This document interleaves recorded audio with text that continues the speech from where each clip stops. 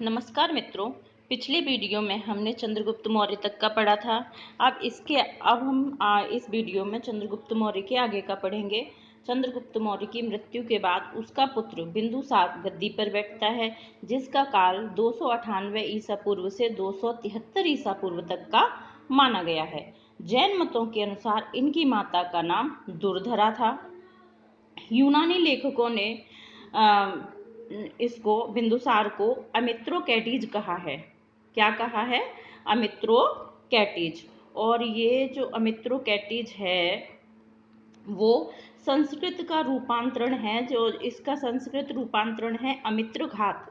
ये जो अमित्रघात है वो बिंदुसार की उपाधि थी। क्या था?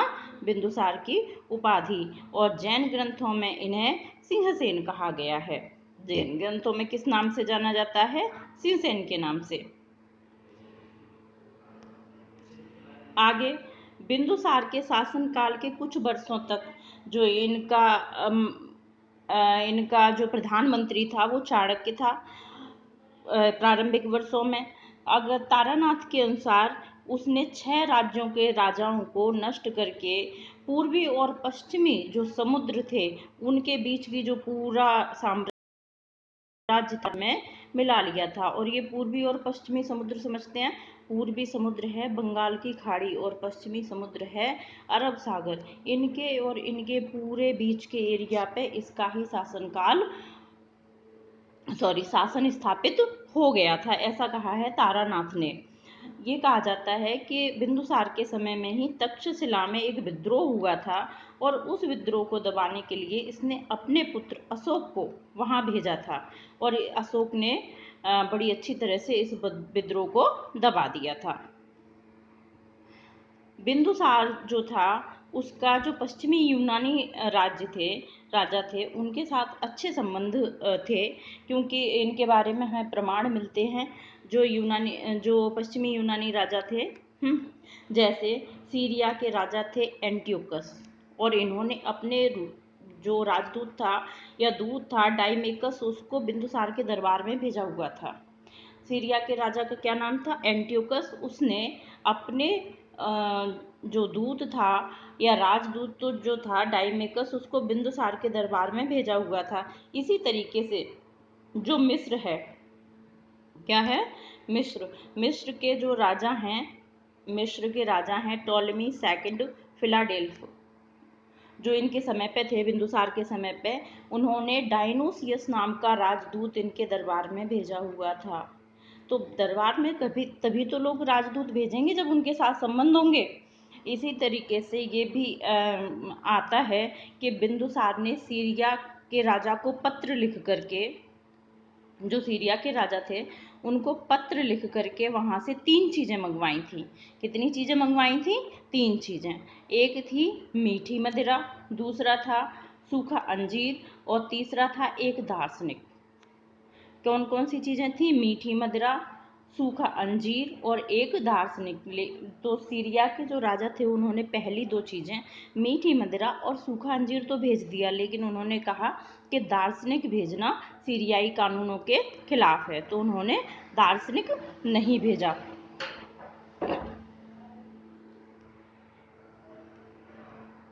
अब इसके बारे में हम देखेंगे। पहले आगे देखने से पहले एक पॉइंट मैं आपको याद करवाना चाहूँगी कि जो राजदूत भेजे थे उनमें कन्फ्यूजन नहीं हो कि तो जो सीरिया के राजा थे एंटियोकस, उन्होंने कौन सा राजदूत भेजा था?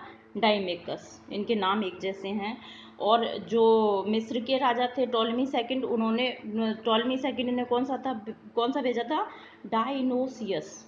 इनके नाम काफ़ी एक जैसे हैं, इसलिए आप इनको अच्छे से याद करो। अब आगे हम देखेंगे कि जो बिंदुसार है उसका प्रशासन जो भी अपने पिता की तरह चंद्रगुप्त मौर्य की तरह ही था।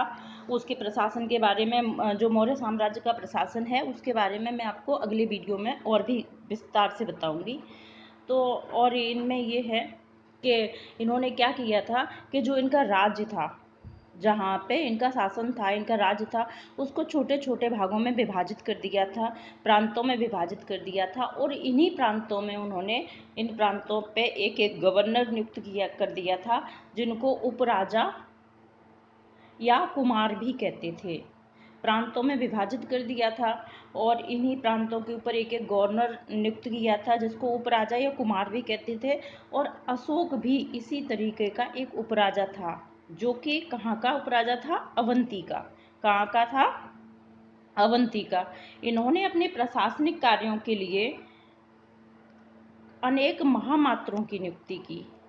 अब देखो, यहाँ पे कंफ्यूज नहीं होना है, क्योंकि जो अशोक ने नियुक्ति की थी वो धर्म महामात्रों की थी, जबकि बिंदुसार ने नियुक्ति की है वो किसकी की है? महामात्रों की, केवल महामात्रों की। ठीक है।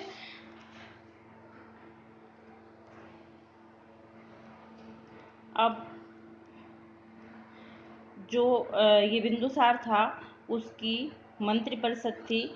ये कहा जाता है कि उसमें उसकी मंत्रिपरिषद में 500 सदस्य थे। कितने सदस्य थे? 500 सदस्यों की मंत्रिपरिषद थी।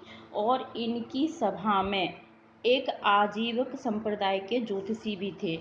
ये भी कहा जाता है कि बिंदुसार आजीवक संप्रदाय को मानते थे। जैसे अशोक बौद्ध धर्म को मानते थे, उसी तरीके से जो बिंदुसार थे वो आजीवक संप्रदाय के फॉलोअर थे। तो हमने बिंदुसार के बारे में देखा, और इनमें कोई दो एक बात ही बहुत इम्पोर्टेंट है। अब हम देखेंगे अशोक के बारे में, और अशोक के बारे में बहुत सारी बातें हैं। पूरे मौर्य जो हम साम्राज्य पढ़ते हैं, पूरा मौर्य काल पढ़ते हैं, उसमें सबसे ज़्यादा इम्पोर्टेंट है ही अशोक। तो हम अब अशोक के बारे में पढ़ेंगे। तो अशोक में क्या है कि अशोक का जो पिता है वो कौन है? बिंदुसार। कौन है? बिंदुसार।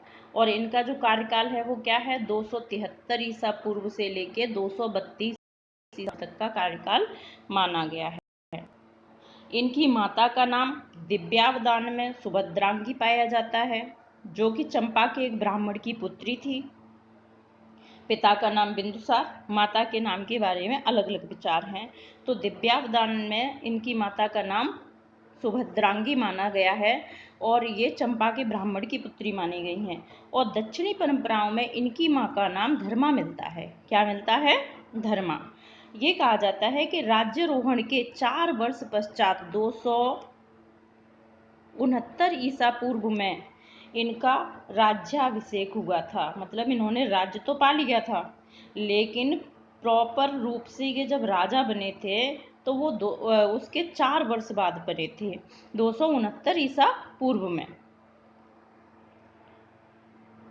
और जहाँ पे भी हम इनके बारे में, अशोक के बारे में पढ़ते हैं या शिलालेख वगैरह में देखेंगे कि इनके राज्याभिषेक से इतने वर्ष बाद, वहाँ पे हम इसी राज्याभिषेक की ही डेट से देखेंगे आगे का, कि इनके राज्याभिषेक के इतने वर्ष बाद इन्होंने कलिंग की लड़ाई की, या जो भी है वो राज्याभिषेक से उनका देखते हैं। तो इन्होंने कितने वर्ष तक काम किया था? इनके राज्यारोहण के 4 वर्ष पश्चात इन्होंने 269 ईसा पूर्व में इनका राज्याभिषेक हुआ था। हमने देखा कि ये कहा 37 वर्षों तक का कुल इनका राज्य काल है। इन्होंने अशोक ने देवनाम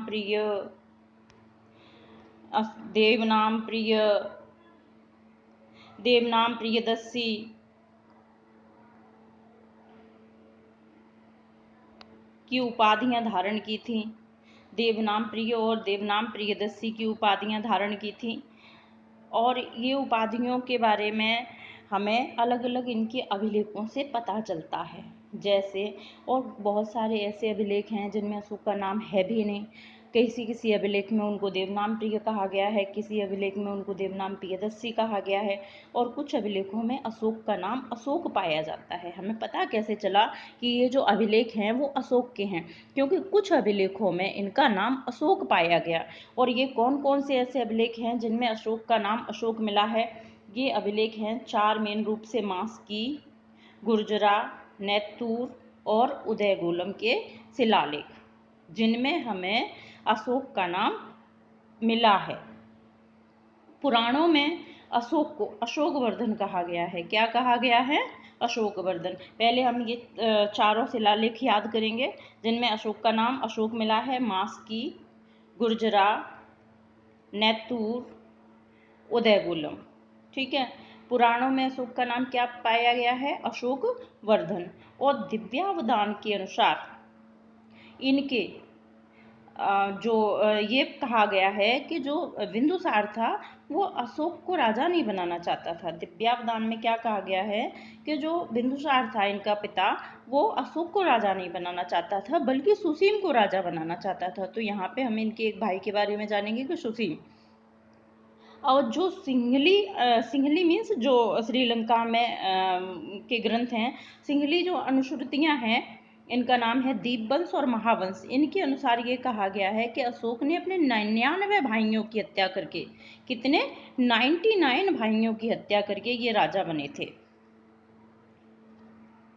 कितने भाइयों की हत्या करके बने थे?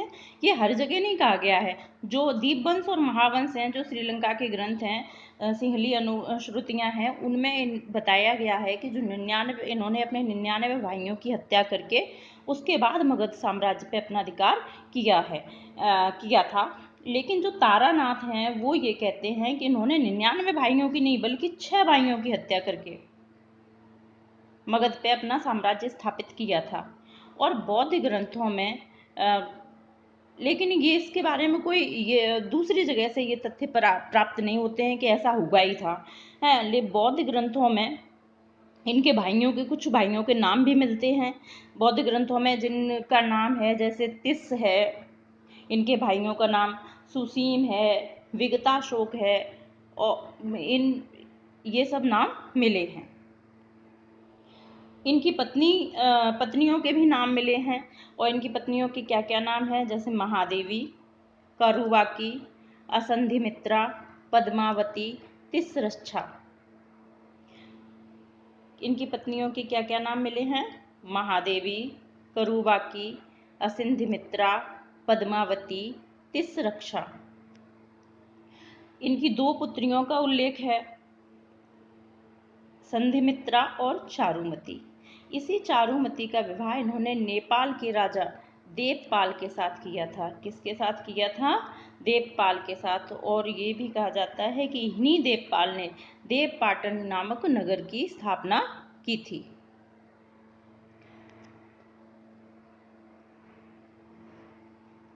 अब हम देखेंगे कलिंग युद्ध के बारे में। तो कलिंग है कहाँ?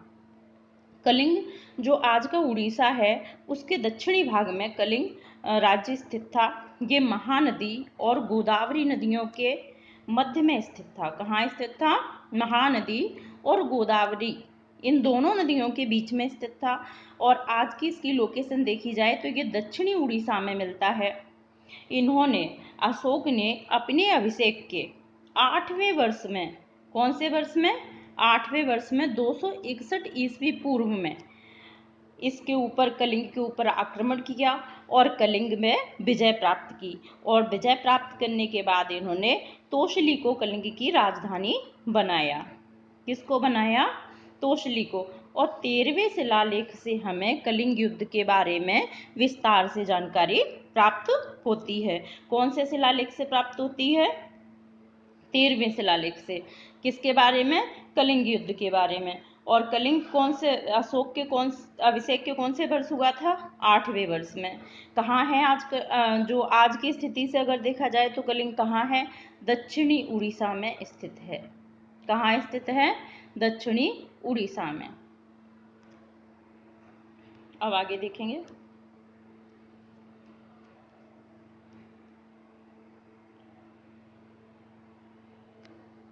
कलिंग जो कि आधुनिक रूप से दक्षिणी उड़ीसा में स्थित है, वो उस समय पे, जिस समय पे ये कलिंग का युद्ध हुआ, हाथियों के लिए प्रसिद्ध था। किस लिए प्रसिद्ध था?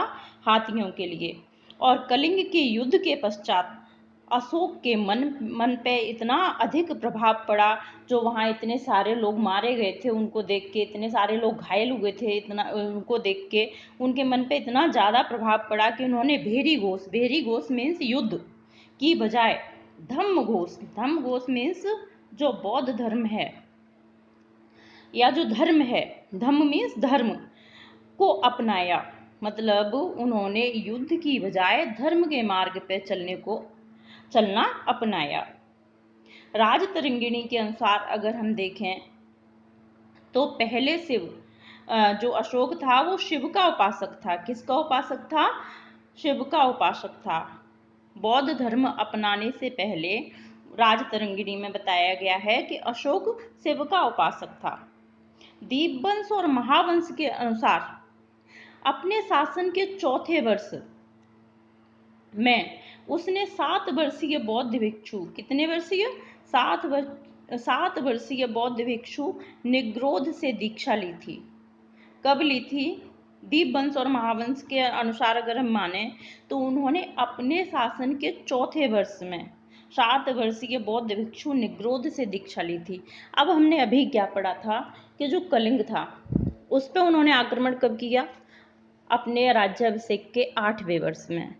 और यहाँ जो दीपवंश और महावंश बता रहे हैं वो कब बता रहे हैं कि इन्होंने बौद्ध भिक्षु से कब दीक्षा ली है? चौथे वर्ष में। इसका अर्थ ये है कि यहाँ बुद्ध पूरे रूप से अशोक है वो पूरे रूप से बौद्ध नहीं बना था, बल्कि और ना ही कलिंग के युद्ध से ही वो एकदम से बौद्ध बन गया था, बल्कि अशोक धीमे धीमे पहले से ही बौद्ध धर्म की ओर झुक गया था, उसका झुकाव हो गया था। और जब कलिंग का इतना भीषण युद्ध हुआ तो वो फिर पूर्ण रूप से बौद्ध बन गया।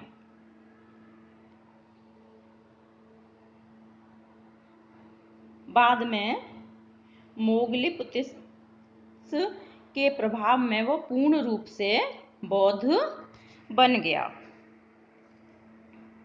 अब दीपवंश और महावंश के अनुसार तो हम ये देखते हैं कि वो शासन के चौथे वर्ष में उसने निग्रोध से दीक्षा ली। लेकिन दिव्यावदान में क्या कहा जाता है? दिव्यावदान के अनुसार क्या कहा गया है कि उसने उपगुप्त से दीक्षा ली थी। किससे दीक्षा ली थी? उपगुप्त से। अब उसकी यात्राओं के बारे में देखेंगे कि राज्याभिषेक के 10वें वर्ष में, राज्याभिषेक से 10वें वर्ष में वो उसने बोध गया की यात्रा की। कहाँ की यात्रा की? ऐसा है कि जब उसने बौद्ध धर्म अपना लिया तो उसने जहाँ पे जो महात्मा बुद्ध थे उनसे जुड़े हुए स्थलों की यात्रा करना प्रारंभ किया। तो उसने अपने राज्याभिषेक के 10वें वर्ष में बोध गया की यात्रा की और 20वें वर्ष में उसने लुम्बिनी की यात्रा की। और वहाँ पे जो लुम्बिनी ग्राम है जहाँ पे गौतम बुद्ध का जन्म हुआ था उसको कर मुक्त कर दिया और कर उपज का 1/8 भाग लेना निश्चित किया। कितना निश्चित किया? 1/8 भाग। कहाँ पे? लुम्बिनी ग्राम में। कब गया? राज्याभिषेक के 20वें वर्ष। जो भी हम देख रहे हैं कि वो सारी तिथियां, सारे जो वर्ष हैं वो हम राज्याभिषेक से ही देख रहे हैं। बोध गया में गया था 10वें वर्ष में और लुम्बिनी में गया है 20वें वर्ष में। और लुम्बिनी में जब वो गया तो उसने क्या किया कि लुम्बिनी ग्राम को पूर्ण रूप से कर से मुक्त कर दिया और उपज का 1/8 भाग लेना निश्चित किया।